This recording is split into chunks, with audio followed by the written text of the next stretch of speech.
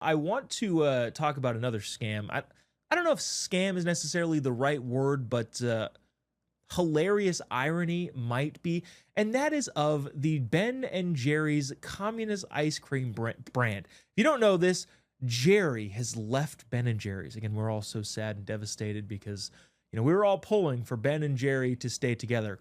Quite honestly, I just found out that they're not a gay couple. They're just business partners, or at least I'm led to believe that.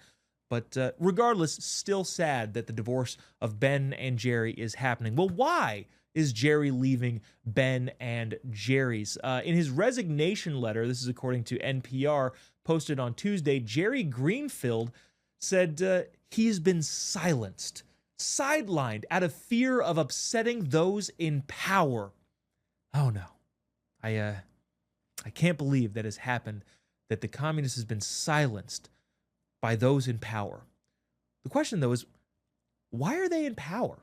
Why is there any sort of power over an independent business that has grown their company? And they've done really well. I'm not even knocking Ben and Jerry's as an ice cream. I kind of enjoy their ice cream, to be honest with you.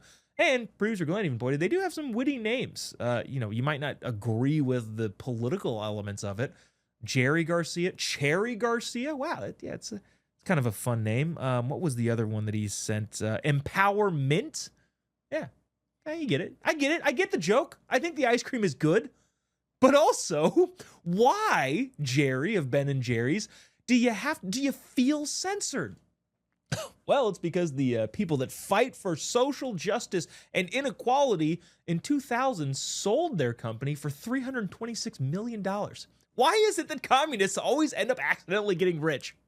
Look, dude, if you take $326 million, which, by the way, is $607 million if you adjust for inflation.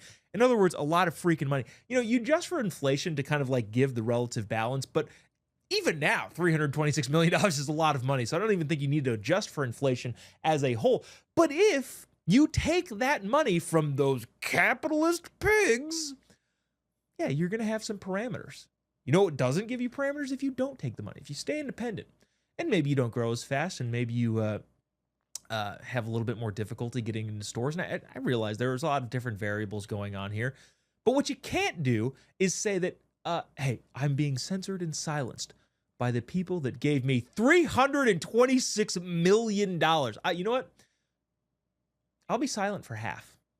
Somebody cut me a check for $63 million. Somebody check my math on that. Email tpt@tpusa.com. For $163 million, I will stay silent. And happily too, by the way. I'll go buy a big ranch somewhere and just run cattle for the rest of my days. That sounds fantastic. Where do I sign up? Bottom line is this: the libs consistently, for some reason or another, feel like I'm being silenced. But you dig a little bit, and you always find out that, you didn't need to be. Maybe the powers that be, maybe the bosses over there at Unilever, which is the company that bought them for, again, $326 million, are saying, yeah, maybe, lay low a little bit on these super divisive political issues. It's affecting our bottom line. Oh, you wouldn't have that if you actually held to your values of equity and whatever the heck they're talking about. So there's that. Bye-bye, Jerry. And again, I'm sorry for either your divorce or just leaving the company. Again, I'm not entirely sure what the relationship there is like.